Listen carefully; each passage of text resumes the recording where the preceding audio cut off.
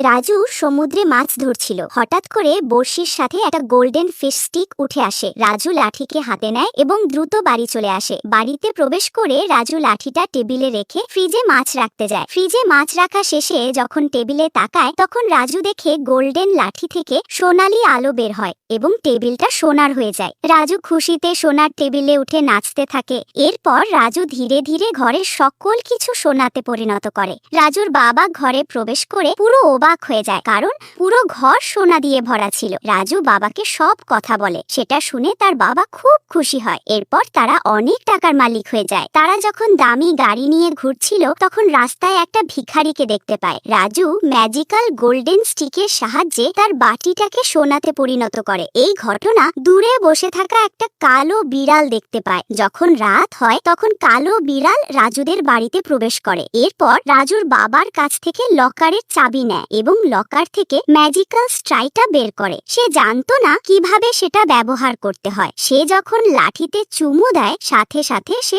সোনার মূর্তিতে পরিণত হয়। তাই বলে অতি লোভে তাঁতি নষ্ট।